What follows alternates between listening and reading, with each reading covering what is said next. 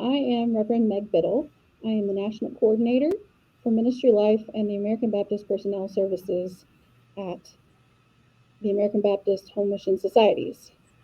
Thank you for joining us to what I'm calling Beyond the Walls, which is where we talk about ministry and life beyond the walls of the church. So today, joining me, I have the pleasure of speaking with Dr. Linda Mercadante. Um, Dr. Linda is scheduled to be one of our presenters at Space for Grace in Kansas City in September. Dr. Linda has an amazing biography, so I would encourage you to just Google her sometime and um, and read all about her accomplishments. I'm gonna just show talk about a couple of them real quick before Dr. Linda introduces herself. But she is the Distinguished Research Professor Emerita at Methodist Theological School. She is the founder of Healthy Beliefs, Healthy Spirit, a member of the Sausatov Valley Presbytery, and an active participant in many professional groups, including the American Academy of Religion and the Work Group of Constructive Theology. She's written 5 books and is currently working on her 6th. 2 of those books I do want to mention, and I will put those books down in the notes below. But 2 of those books that I wanted to be sure to mention is her memoir, Bloomfield Avenue, a Jewish Catholic Jersey girl's spiritual journey, and Belief Without Borders, Inside the Minds of the Spiritual but Not Religious. And again, I will list those in the notes below. But Dr. Linda, thank you so much for being the first from Space for Grace to join me for a conversation. And I wonder if you would please, for those who don't know you, just talk about yourself a little bit. Okay. As a person that interviews other people, I know that a lot of people like to talk about themselves, so that's an easy one. Thank you for the introduction, Meg, and I'm very pleased and privileged to be on your video, and I hope that you get plenty of people to want to come to the conference, because it's exciting, and then it's in person, which, given that we've suffered through the pandemic, is exciting. Right. It's exciting in itself, right? So I'm looking forward to being there. I'm, how do I introduce myself? Well, I think I'm known now. I've been a theologian and a professor for a very long time, about 3 decades. And I came to it indirectly. I wasn't raised in organized religion. I wasn't raised in any kind of religion.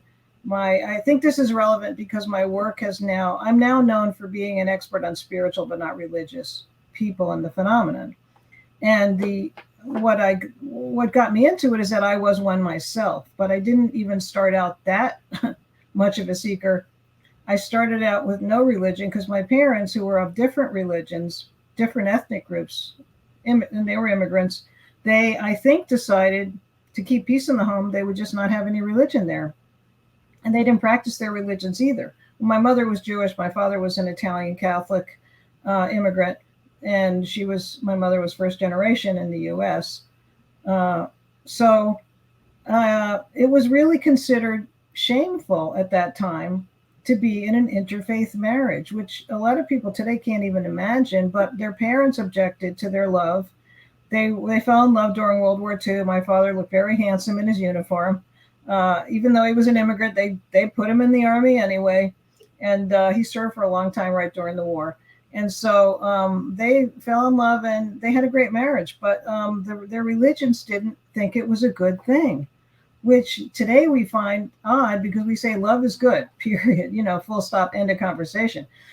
So they just put their religions on a back shelf, like wedding gifts that they were embarrassed of. And although the families got along well, I must say they did a good job in getting along, and we'd have parties together. But excuse me, they didn't give my brother or I any religion. But I was growing up in an Italian Catholic neighborhood in Newark, New Jersey, and I was very drawn to the church, to religion. There weren't any Jews really locally, so it wasn't an option for me. But my cousins were Catholic. Of course, the other cousins were Jewish. But there was a beautiful cathedral down the street, Sacred Heart Cathedral, which is now a papal basilica. It's amazing. And I was very drawn to it. Now, my mother was not in favor of this, but I was one of those crazy little kids that's spiritual, I guess, or drawn to religion, to God. And so I asked to be a Catholic, and my mother was very against it, but I was kind of, I guess, strong-willed in a nice way. And I went forward with it, picked my own godparents, got baptized at about the age of 7 or 8, and went through the usual rituals because my cousins were doing it and I could just tag along with them. But that was good for a while. But as I got older, I had a lot of theological questions. I couldn't understand why one religion would tell you to hate the other religion. It just made no sense at all. And so as I got older and closer to, I also met a lot of prejudice. I met a lot of anti-Semitism. I met a lot of anti-Catholicism. It was just, religion just seemed like a problem. And as I got older, I, grew away from it until finally one day after college, I woke up as an atheist. It wasn't a choice. It just happened. And it was not really comfortable for me. I mean, it was just, I didn't have any ground to stand on. When I had been a Catholic as a child, briefly, I did learn about God, and I found that extremely helpful. And they did have a lot of answers to my questions. Some of their answers weren't that great, but some of them were. And so I had it. I had some kind of a faith. But as I got older and I realized that the church had done a lot of things that weren't in my best interest, I fell away and woke up one day as an atheist.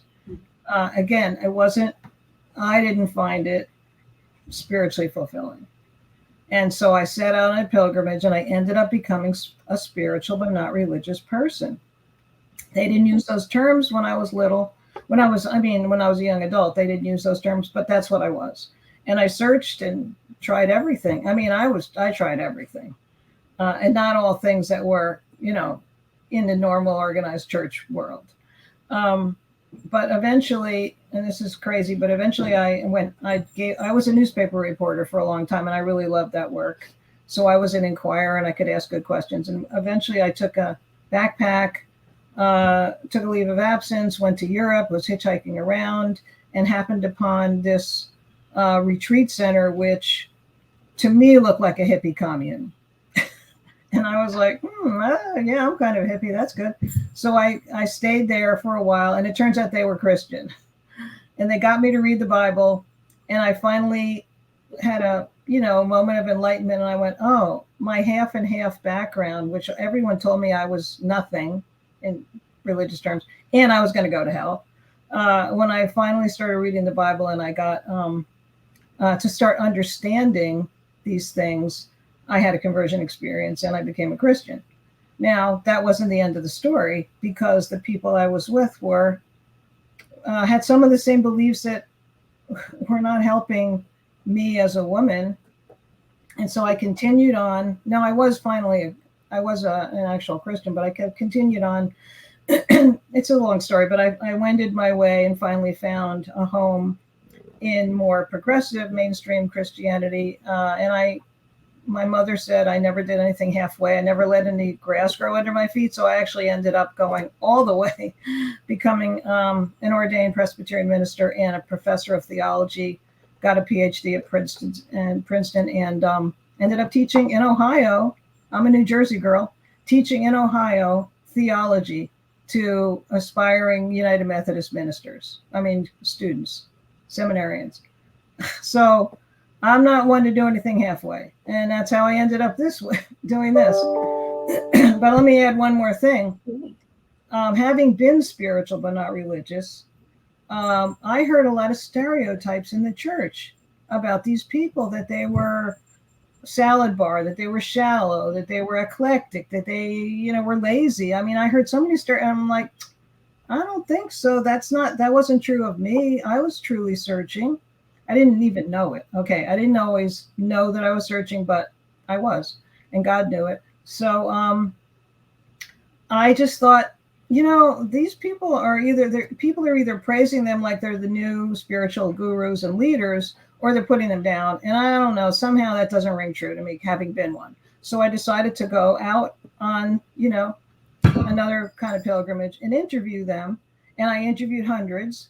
And unfortunately, being an academic and a professor, I was able to take a sabbatical. I was very, privileged and blessed to do that, and got a grant to do my travels. And I interviewed hundreds of them across the entire country, a little bit outside of the country, a little bit in Scotland, a little bit in Mexico, Canada.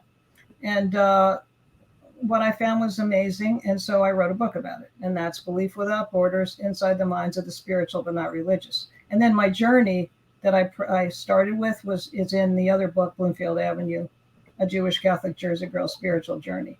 But the journey never ends, and I'm still on it. And so I'm writing a new memoir to talk about additional things. The church is not 100% pure good thing. Okay. I get it. I totally get it.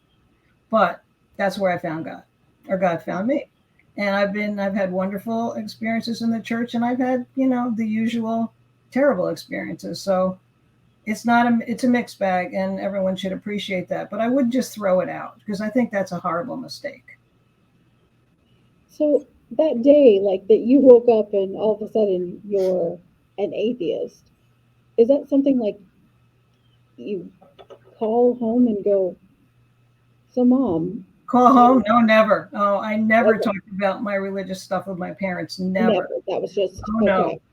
They did not want to hear it. Now, they did attend my ordination, and they were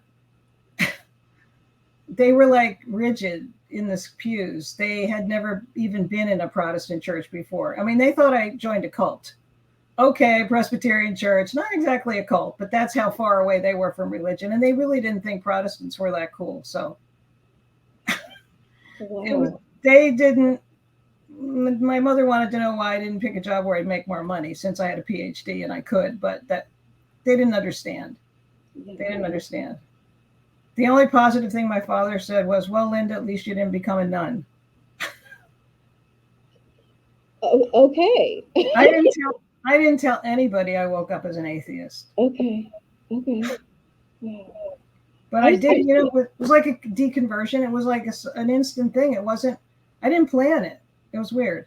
Sorry to interrupt. No, I just can't. Having no religious connection, at home growing up, and then, doing the Catholic thing, but then one day waking up and having no belief. Yeah. And then the fact that you still found God,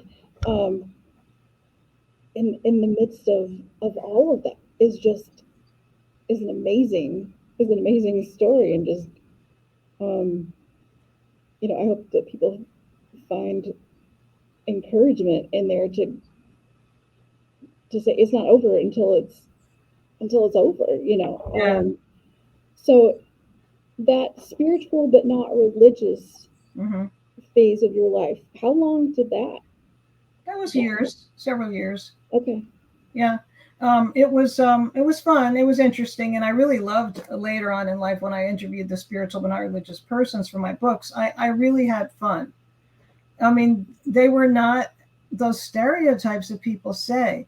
I mean, I met highly intelligent, people that were critical in a good way, not like cynical, but, like really wanted to study things and make sure that they weren't just picking and choosing, just, as one interview said, I don't want to just fill my boat with things that I like. I want to make sure I'm making good choices.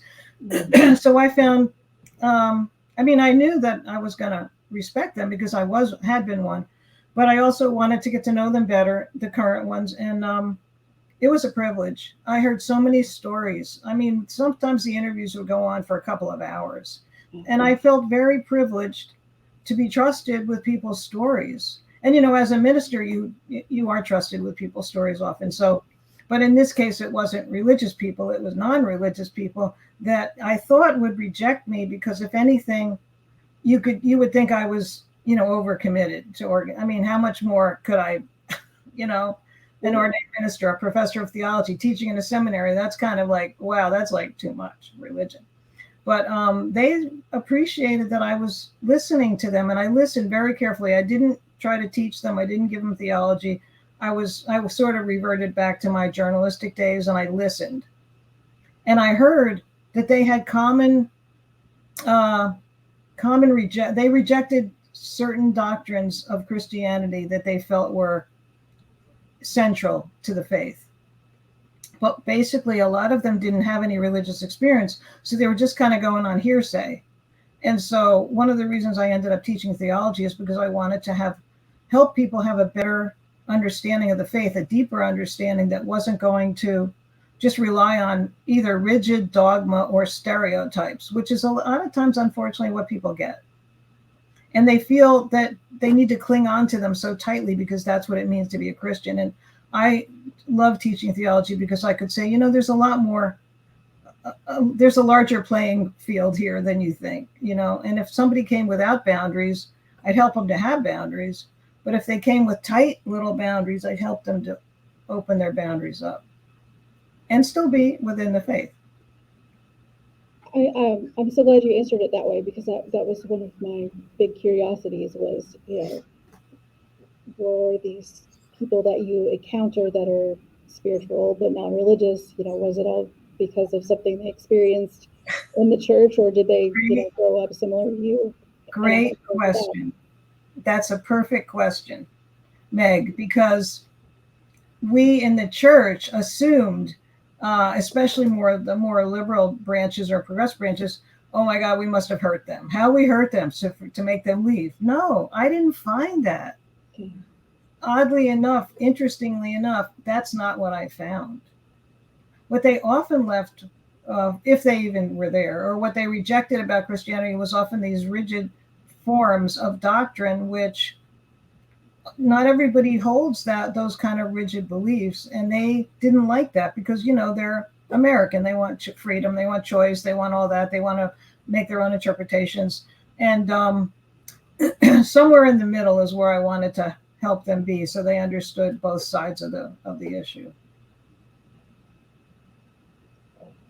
I just I haven't read your books, but I intend to read your books because as we know, I think that those numbers of spiritual but not religious are growing, and before we had this, when we were talking before we came on the air, I told you that when I was serving as pastor, it was so difficult when the funeral home would call and you would go do a funeral for somebody who was spiritual but not religious, and then just even trying to define, what that meant for someone.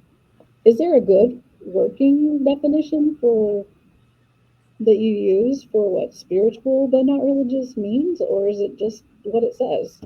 Well, it's actually a boundary setting title.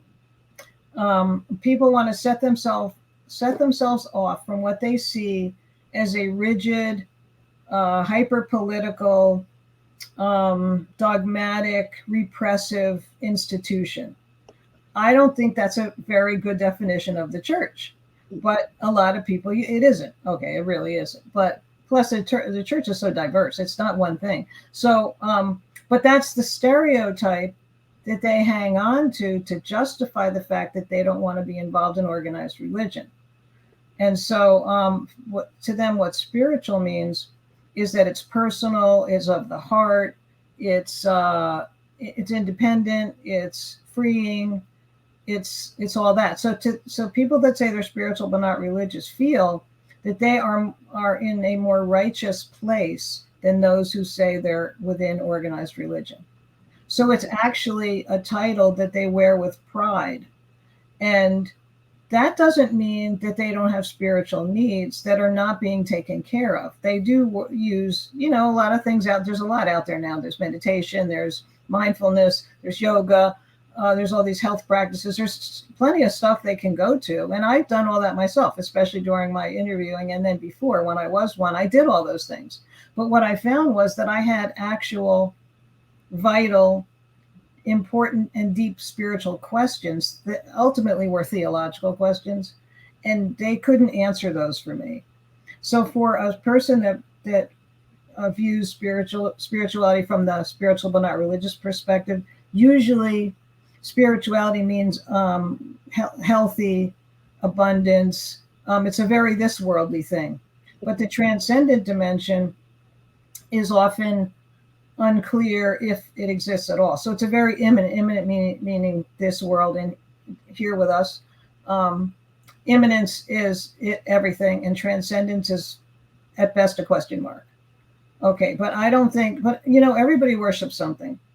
And I really think that you should worship the highest, and so, because that is where your spiritual needs will be met. So the church, rather than stereotyping, rather than being despairing, rather than getting cynical, rather than circling the wagons and being afraid, this is all completely counterproductive behavior, should instead sit down with anybody they know, usually it's their kids, who are spiritual and are religious, or their grandkids, and listen to them and find out what's going on.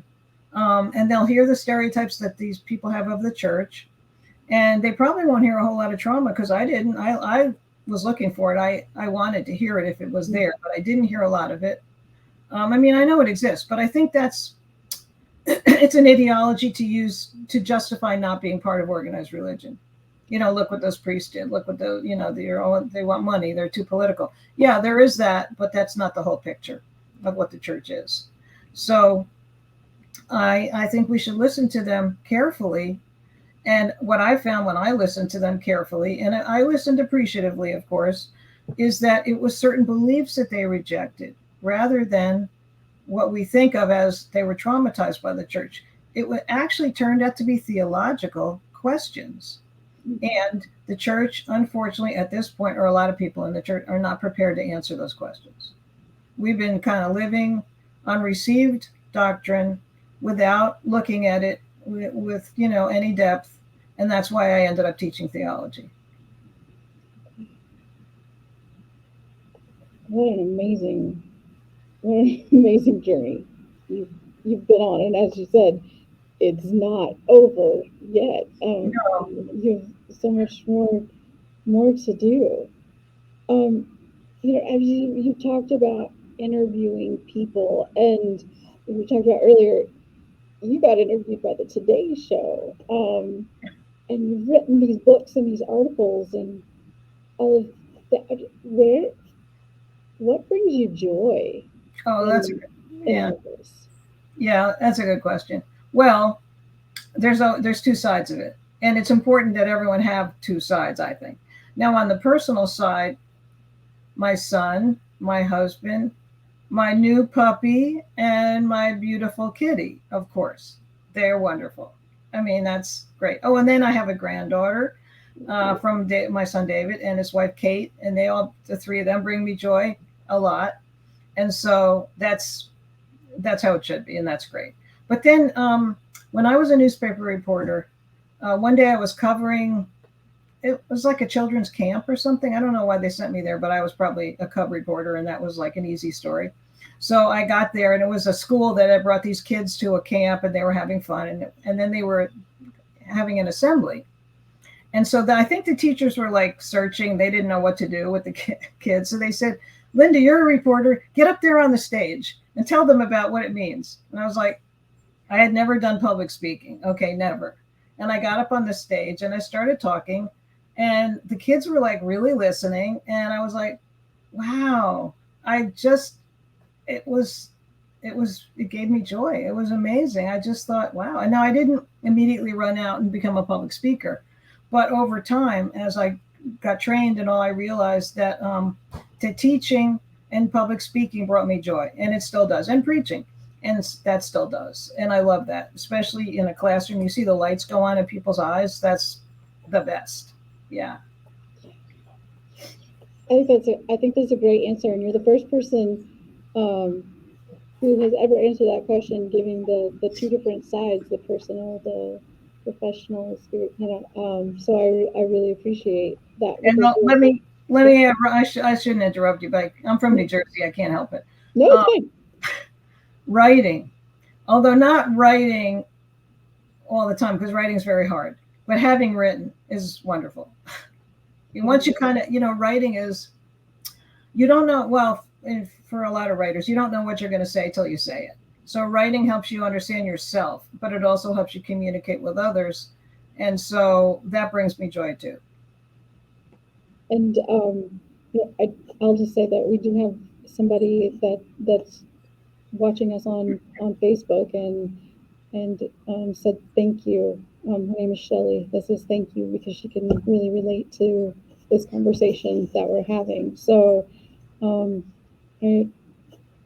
wanted to throw that out there and let you know that. But I think that this conversation, these interviews, these listening sessions, whatever you want to call them, are so important. And I appreciate that, when you went in there, that's what you did, was not, hey, I'm going to fix you.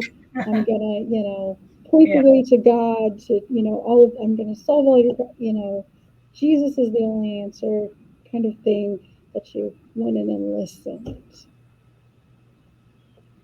Mm-hmm. That's what I needed when I was spiritual but not religious. Yeah. And oddly enough, when I ended up at this Christian retreat center in Switzerland, that was the first time anybody actually ever listened to me.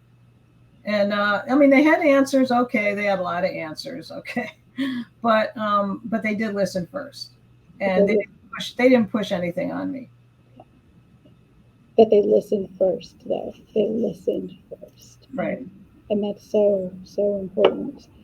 And I could probably talk to you for hours at a time, but I know that you're a busy lady, and I want to honor your time. But I do want to mention again, for anyone watching, and we will make this recording available and share it, that Dr. Linda is going to be a part of our Space for Grace conference that is taking place in Kansas City in September.